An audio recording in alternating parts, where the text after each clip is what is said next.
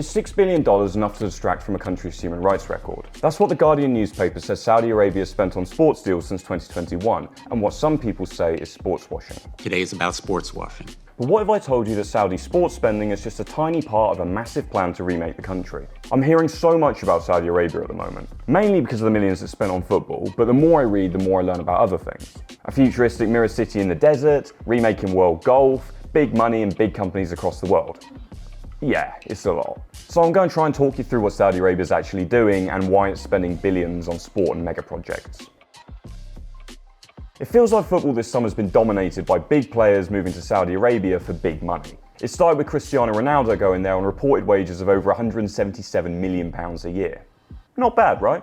And since then the list has grown. Karim Benzema, Riyad Mahrez, Jordan Henderson, Ruben Neves, Roberto Firmino, N'Golo Kante, Kalidou Koulibaly, just to name a handful. And if you don't know football, trust me, these guys are all big deals. Some of the players making the switch aren't even at the end of their careers. One club's even made a bid of £259 million for French player Kylian Mbappe. Arguably the best player in the world? Him or Haaland? If that happened, it would be a record fee for a player. And look, a country's football league trying to grow its brand by signing big name players isn't new. In the 1990s, it was the Japanese J.LEAGUE signing players like Gary Lineker. In the 2000s, David Beckham became the biggest player to sign for Major League Soccer in the US. And in the 2010s, it was China with big money moves. So the Saudi Pro League seems to be the new market of the 2020s. In 2021, Saudi Arabia's public investment fund bought Premier League side Newcastle United as part of a £305 million deal. The Premier League only approved it once it was satisfied the club wouldn't be controlled by the Saudi government.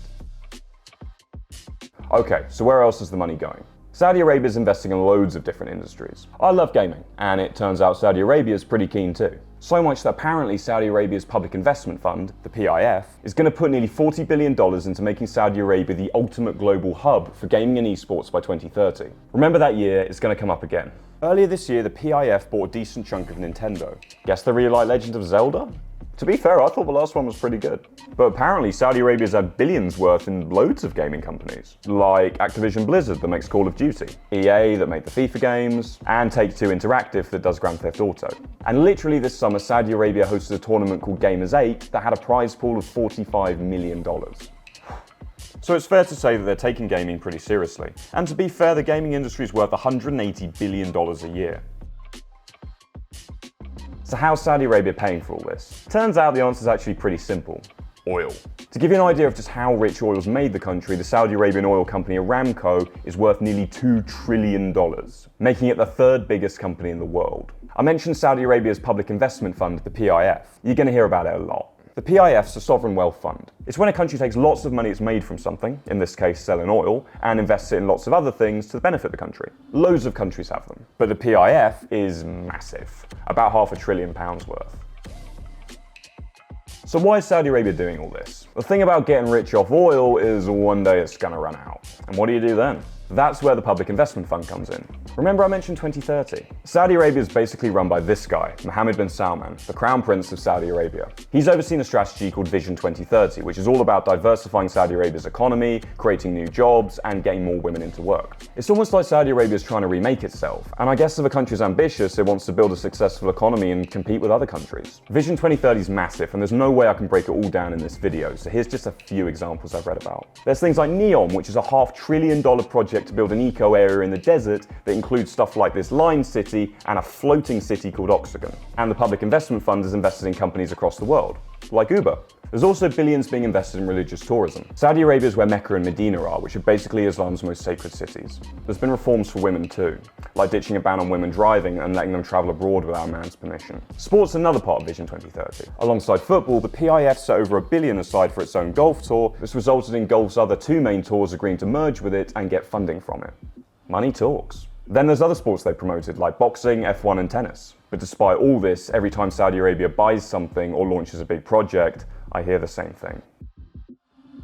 Okay, so this is where it gets difficult, and some of the stuff I'm going to talk about is uncomfortable. But accusations about human rights abuses are why you hear so much criticism of Saudi Arabia. You might have heard some people talking about sports washing. It's when sports are used to improve reputation, and it's what Saudi Arabia got accused of when Newcastle was bought. We were always criticized that we are not opening up to the world, we're not doing anything in the kingdom, we're not opening up to tourism and so on. Now that we're doing it, they're calling it sports wash. You also get it with countries like the United Arab Emirates and Qatar, whose leaders own clubs like Man City and Paris Saint-Germain. So why the criticism? There's a few things. The one I hear about a lot as a journalist is the murder of Jamal Khashoggi. Khashoggi was a Saudi journalist who was critical of the government, and in 2018 he was murdered by people who work for the Saudi government. Mohammed bin Salman says he didn't order it, but others say it came from the top of the Saudi government. Did you order the murder of Jamal Khashoggi? بلا شك لا. Absolutely not. This was a heinous crime.